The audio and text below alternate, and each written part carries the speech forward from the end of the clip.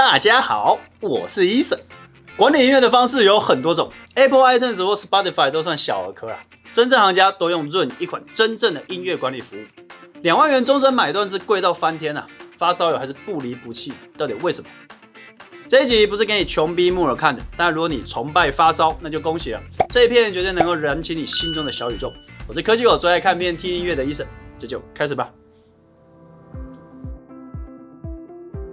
Roon 这套软体主要功能是资料库整合、音质提升，还有多扬声器系统。简单来说，就是一套音响系统建构软体，整合串流平台合而为一，需要网络连线和付费订阅才能启动。它独特的地方就在于整合的是无损档案和 HiFi 的串流，这就跟平常用 Spotify、iTunes 只能管 MP3、MP4 有损档案很不一样，几乎通吃所有音讯档案，而且会做声频处理。不过最厉害的就是 Roon Ready 支援小到 Google Home， 大到 DCS、NET 这种随便都要10几万起跳，完全没听过的发烧品牌，通通吃得到。一个完整的 Roon 主要分为运算核心、播放终端还有遥控装置这3个硬体要件，缺一不可。Roon Core 运算核心专门处理歌曲资料库和声音生频，运算能力一定要好，大多装在电脑或 NAS 上。Roon Bridge 播放终端能接收核心处理过的声音资讯，再播放出来，这也是最影响声音的环节。Roon Remote 遥控装置大多装在手机、平板或是电脑，利用 App 操作整个系统。那这3个系统的装置可以合并，也可以全部拆开。最重要的是，这些设备一定要在同一个区域网络才能运作哦。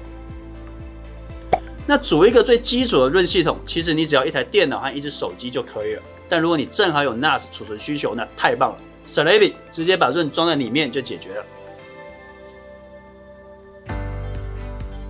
Roon 的界面就像我们常见的音乐播放器，一打开就可以看到存在 NAS 的歌曲，来源除了 Tidal、Quava， 其他就是你懂我懂就好。当然是正版的啦。要点歌的时候就要你选播放区域。那最屌的来咯，点一下旁边的星星就可以看到 Roon 生频歌曲的过程。那钱花的值不值得？这边具现化出来最实在了。甚至可以连接到 Chromecast 的装置，把界面换成歌词跟专辑封面，看得到又听得到。先说一下，刚刚过程都是透过 NAS 来做 Roon 运算核心，再透过同一台 NAS 做播放终端，接出讯号到 USB DAC 以及扩大机，最后再书架喇叭放出来，再用一只手机作为 Roon 遥控装置。这样建立起来，我就能在电视、Google 音箱还有书架喇叭同时播放不同歌曲。跟直接播放 Tidal 或是 Quava 比起来 ，Roon 这个同时播放又能生频非常强，节像力和清晰度都好上一级。总的来说 ，NAS 等级越高，音质强化能力就越强。听串流的话，对外网路至少60 M， 单纯内网是不能运作的，顺畅的网络速度就是基本的了。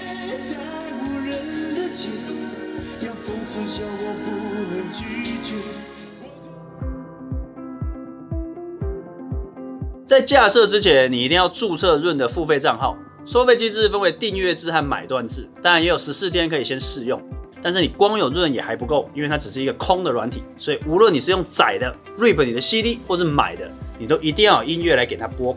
如果你什么音乐都没有，那也可以订阅 Tidal 或 Quava。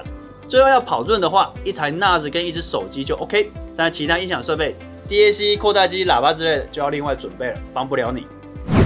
QNAP 虽然很好心官网有列出建议安装的型号，照着买就没问题。最重要的是需要准备一颗 SSD 拿来装作业系统和 Roon， 才不会有延迟的状况。那我这里实测 Roon Server 套件可以支援 QDS 5.0 Beta 版。硬体建设方面，先插单槽 SSD 建作业系统，安装完作业系统，再到 App Center 安装 Roon Server 套件。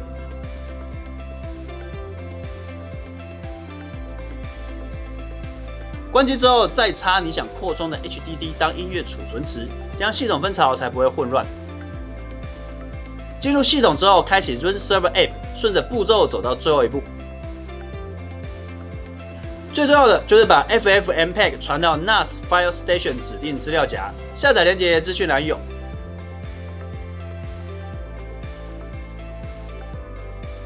这样走过一轮 ，NAS 这边的 Roon Server 端就差不多完成了。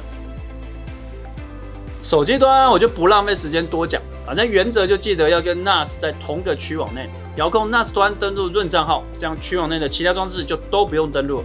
但是记得行动网络无法联动，所以不用妄想在外面也能听到润的声频效果啦。当然还有挂 VPN 的解法，但那又是另外一回事了，下次再说吧。NAS 的好处就是建好 Run Server 可以放着，不用像电脑在那边开机关机。如果你自己就有一台 NAS， 或者正要买一台 NAS， 那这个解法就太棒。不过这只是伺服器的部分啊，音响部分就看大家口味了。玩到进阶的话，我就不建议 NAS 又当核心又当终端，分开处理，声音听起来会好得多。不过当然润也不是万能的啦，买断2万元就够恐怖了，串流资源还少得可怜。最多人用的 KKBOX、Apple Music 也都有 Hi-Res， 润还没看到。那你说有没有用？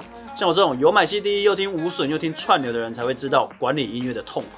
奉劝一句，如果你要买，就是买终身，不要每月订阅，因为用过就回不去了。好啦，那详细的安装步骤我们有整理成文章，照着做绝对不会错。我人几乎都会出现在赖社群，有问题就过去讨论讨论吧。这是科技有设计豆，我是医生，拜拜。